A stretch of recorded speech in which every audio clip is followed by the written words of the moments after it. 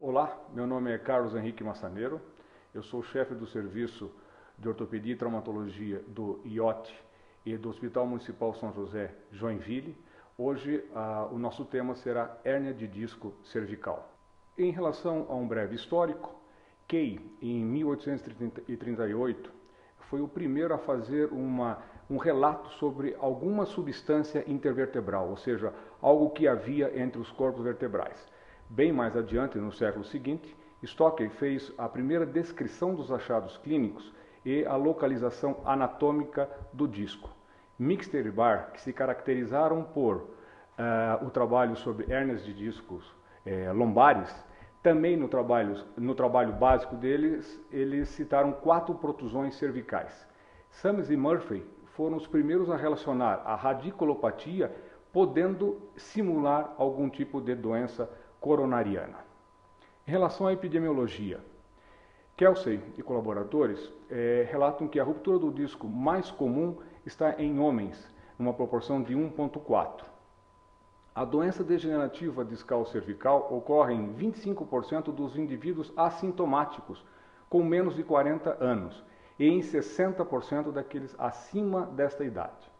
A radiculopatia cervical, uma estatística americana, está presente em 3,5 para cada 1.000 pessoas.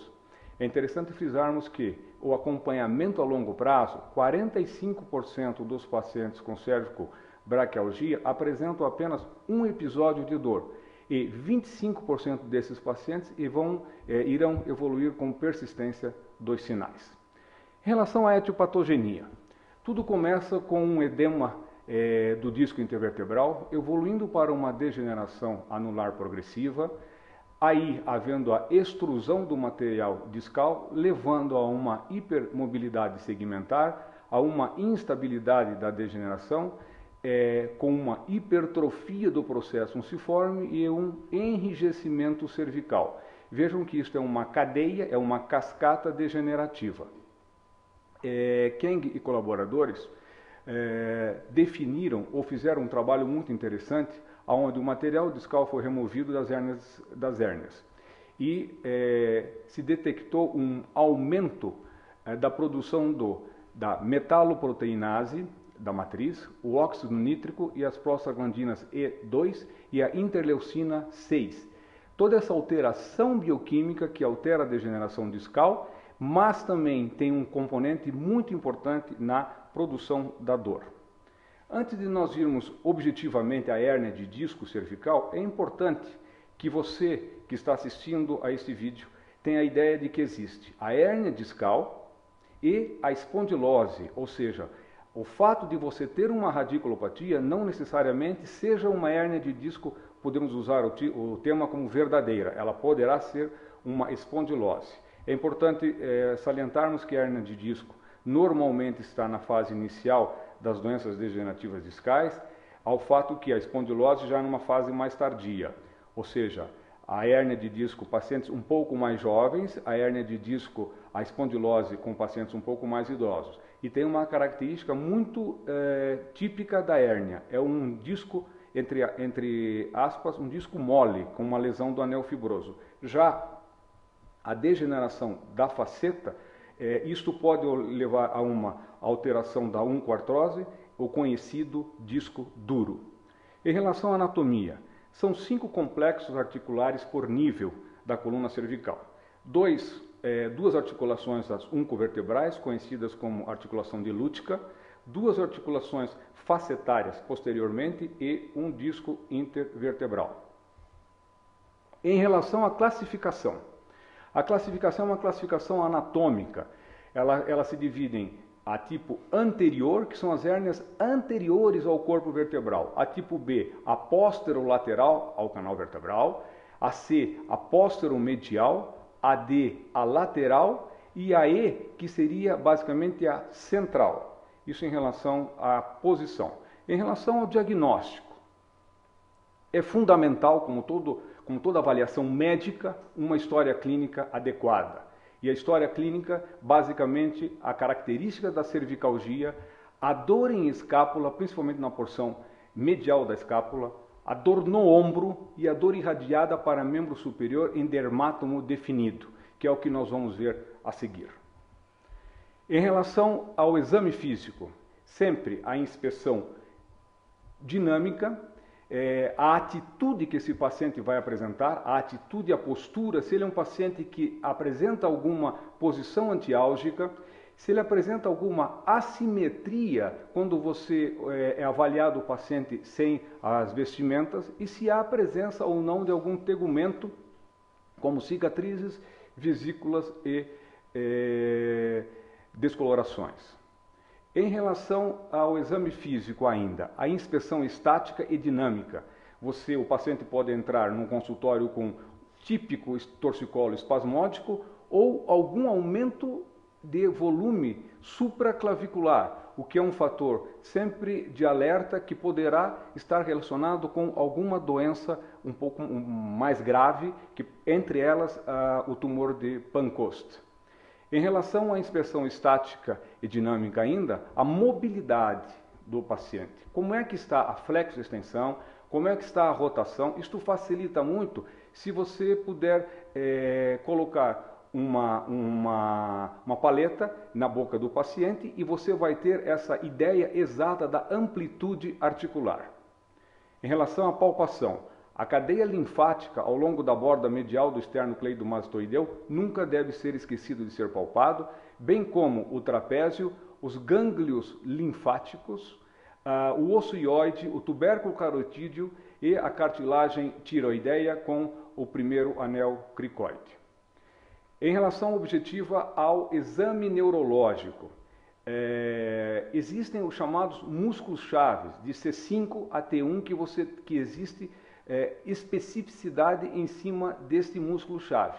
Porém, alguns autores não gostam de usar muito essa escala porque você pode ter um comprometimento também de outros grupos musculares. Então, nós objetivamente gostamos de fazer uma avaliação num todo, tendo-se os dermátomos dos membros superiores, o dermátomo da região dorsal alta, desde a coluna cervical alta, de C2 na base do crânio, de C4 na porção abaixo da coluna cervical e a região um pouco mais baixa, acometendo a escápula.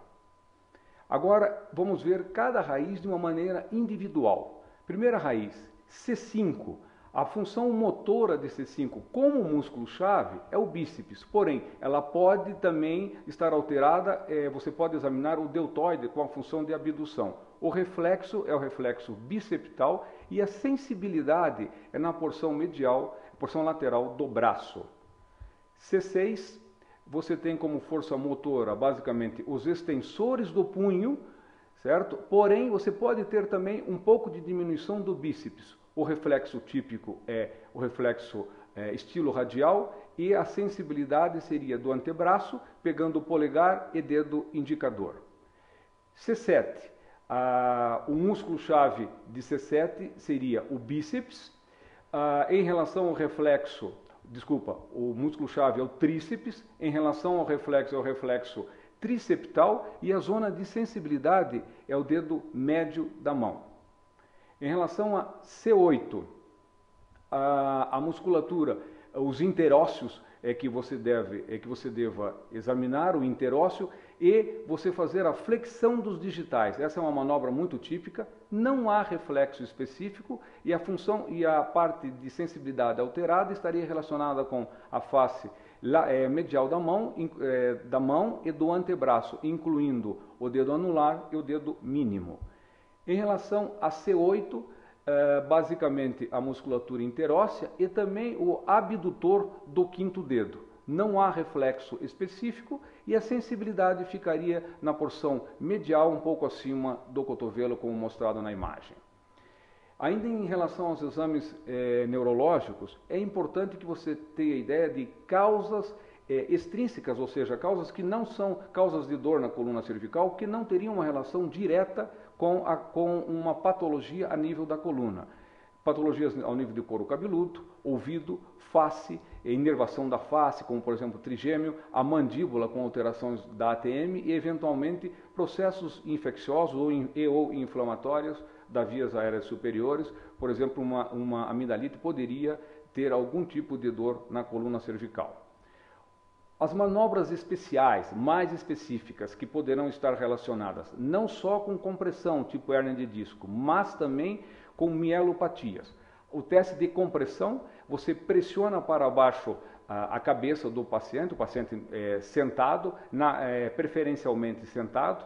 Ele pode se agravar devido ao estreitamento do canal neural. Essa pressão sobre as superfícies articulares das vértebras faz com que haja esse aumento, com o aumento do espasmo e reproduzir dor no membro afetado, sem que haja especificamente uma dor na coluna cervical. Em relação à manobra de Valsalva, o paciente deve prender a respiração e fazer força, imitando como se estivesse evacuando. Esta dor aumenta a pressão intratecal. Se o paciente possuir alguma lesão que ocupe esse espaço no canal cervical, tipo mais frequente hérnia cervical, mas também você deve diferenciar um tumor intracanal, o paciente queixa-se da dor irradiada. Os testes de deglutição, é importante o paciente, por vezes, na presença de um processo degenerativo mais intenso, os osteófitos anteriores, o paciente apresentar uma queixa de disfagia. Então, isto sempre deve ser levado em consideração. Ainda em testes especiais, a manobra e o teste de Addison, que você palpa o pulso radial do paciente, você abduz e estende e roda externamente o braço do paciente, solicita que rode a cabeça para o lado examinado. O pulso poderá diminuir em caso positivo, ou seja, essa é a manobra positiva de Addison. Em relação às manobras para a artéria vertebral, o paciente sentado ou em decúbito dorsal realiza uma hiperextensão, a inclinação e a rotação lateral da cabeça, mantendo pelo menos por 30 segundos. Ele avalia a viabilidade da artéria vertebral contralateral. Se houver vertigem ou nistagmo, é indicativo de insuficiência dessa artéria. A manobra de Spurling, ainda em testes especiais, o paciente sentado, você realiza uma extensão da coluna cervical, associada a uma rotação para o lado a ser testado, onde o examinador pressiona com as mãos pelo topo da cabeça do paciente. Altamente específico, em torno de 95%, e, entretanto, não é tão sensível para as radiculopatias. Ainda nas manobras especiais, o sinal ou manobra de Lemaitre, que você pode fazer com o paciente sentado ou em pé, fazendo a flexão, quando sentado, fazendo a flexão da coluna cervical, quando em pé, fazendo a extensão, e o paciente tem essa alteração de sensibilidade no tronco, nos membros superiores e nos membros inferiores. E a manobra de Hoffman, você faz um estímulo no dedo médio, e ao você fazer esse estímulo na falange distal do dedo médio, você vê que o polegar e o dedo indicador tendem a se aproximarem. Essas são manobras típicas de mielopatia, bem como, finalizando, a manobra de Babinski, onde é uma manobra, um sinal positivo quando há algum tipo de mielopatia. Esse sinal você passa um estilete na face plantar, onde o normal é o paciente fletir os dedos, e o sinal de Babinski positivo, ou seja, patológico, faz a extensão principalmente do hálux. Sinais e sintomas associados. É de extrema importância que na sua anamnese você faça perguntas, questionamentos sobre pré-cordialgia e disfagia. Os trabalhos de Tamura também salientam o questionamento em relação a cefaleia, vertigem, zumbidos e problemas oculares, normalmente relacionados com C3 a C4. Exames complementares. Feito a história clínica, feito um bom exame físico, você parte para os exames complementares. É de praxe você solicitar uma radiografia da coluna cervical, preferencialmente dinâmica, que você vai ver na incidência em AP, você vai ver a incidência em perfil e principalmente as oblíquas, onde você vai avaliar os forames intervertebrais. É importante salientarmos a necessidade de fazermos os dinâmicos no perfil, em flexão e em extensão. Na complementação, veja bem, você pode ou não partir, se a queixa for muito típica, há autores que questionam em relação ao uso da tomografia ou a ressonância magnética. Eu prefiro, em determinadas circunstâncias, dependendo da faixa etária, ir da radiografia para a ressonância. Mas se houver alguma alteração, como uma degeneração maior, onde eu tenha que examinar a parte óssea com um pouco mais de profundidade, eu sempre faço a tomografia computadorizada, que é uma opção bastante aqui, é uma montagem do nosso serviço, onde você tem em azul a extrusão da hérnia discal. Existem situações onde você é obrigado a fazer, você não pode fazer a ressonância, você é obrigado a fazer uma tomografia. Se possível e houver uma complementação, você deve fazer a mielotomografia. A ressonância magnética é o padrão ouro, porém, pacientes, por exemplo, que têm um marca-passo cardíaco são contraindicações absolutas. Então, nessas situações, a ressonância não pode ser realizada, devendo ser realizada uma mielotomografia. Nesse caso, a ressonância magnética se faz na incidência, e aqui um caso com uma hérnia volumosa, fazendo uma compressão importante, aonde você vê tanto no plano sagital como no plano axial e uma montagem realizada. Exames complementares ainda. A eletroneuromiografia é um exame de exceção. Serve para diferenciar radiculopatias de neuropatias periféricas ou processo desmielinizantes. Feitas as imagens, você já tem ideia do que o seu paciente tem. Então, a alternativa para os tratamentos. Inicialmente, sempre deve ser tentado o tratamento conservador. Excepcionalmente, trata-se de uma situação emergencial, onde o paciente tem que ser operado o mais breve possível. O tratamento conservador é o tratamento instituído, principalmente com um pouco de repouso, o colar cervical, as diversas maneiras de fisioterapia, os bloqueios facetários.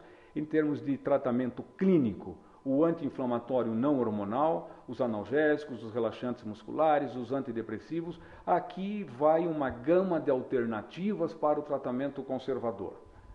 Em relação ao tratamento cirúrgico, como frisamos, é um tratamento de exceção. Excepcionalmente, você faz esse tratamento antes dos 3 meses de tratamento conservador. Então, se não há melhora, você tem indicação para fazer o tratamento cirúrgico após 3 meses, havendo um déficit neurológico progressivo e, basicamente, que haja correlação entre a história, o exame físico e os seus exames por imagem. O tratamento cirúrgico, a escolha da técnica e da via de acesso vai depender muito da experiência do cirurgião e da onde está essa compressão, ou seja, você tem que ir no fator compressivo de uma maneira objetiva. Para tanto, você pode fazer uma abordagem anterior, posterior ou combinadas. As abordagens anteriores, a clássica é a dissectomia anterior, simples, apenas a ressecção do disco. Hoje apresenta essa técnica comprovadamente, apresenta uma eficácia muito grande, mas ao longo do tempo apresentam-se algumas sequelas devido à perda da altura do disco. Então você pode fazer também as alternativas, uma dissectomia anterior com artrodese, uma microforaminotomia cervical anterior, dependendo das situações, e em casos mais graves, onde você tem uma compressão muito grande, uma corpectomia com artrodese, também com ou sem instrumentação. E, finalizando ainda por via anterior, o que seria algo um pouco mais atual, mas já com um uso bastante difundido, que seriam as artroplastias.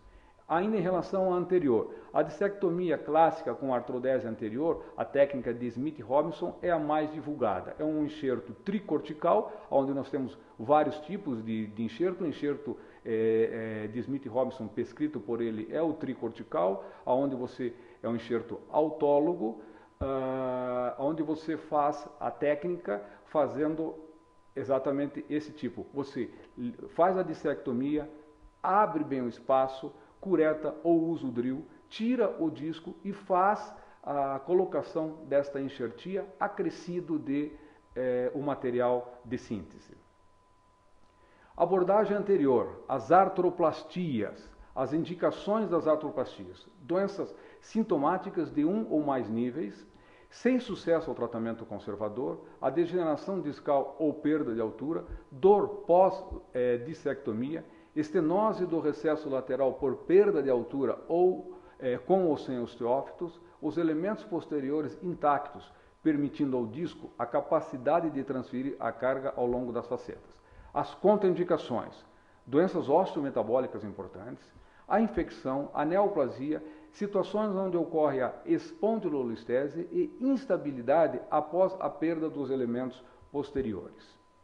Em relação à abordagem posterior, 3 são as abordagens mais frequentes: a foraminotomia, a laminectomia e a laminoplastia, nesses casos, com ou sem artrodese. Você fazendo essa abordagem, por vezes, aonde a compressão venha mais posterior, é uma técnica com muito bons resultados. Como conclusão, a prioridade sempre é o tratamento conservador. O tratamento cirúrgico deve basear-se nos sintomas, na localização, nos níveis envolvidos e principalmente no alinhamento sagital e na preferência ou na habilidade do cirurgião.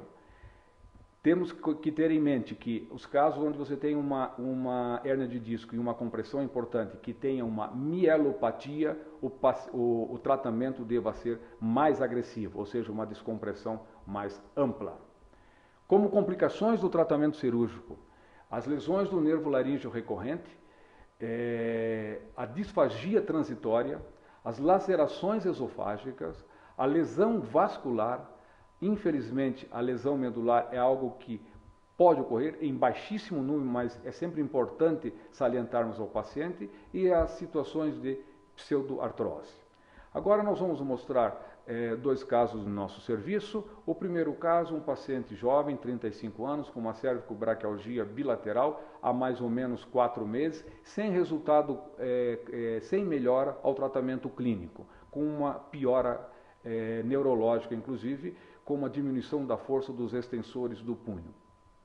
Aqui está a imagem inicial, como nós preconizamos, o raio-x. Aqui mostramos uma ressonância nuclear magnética, aqui a mielorressonância, aqui um corte axial e aqui o tratamento proposto. Fizemos a cirurgia com dissectomia, enxertia homóloga e a artrodese com instrumental. Aqui o pós-operatório, vejam a liberação total medular e a exerese do disco, aqui a parte mielográfica. O segundo caso é um paciente com 37 anos também, um paciente que vinha em tratamento há 8 meses por uma cervicobraquialgia à esquerda, com uma piora clínica importante.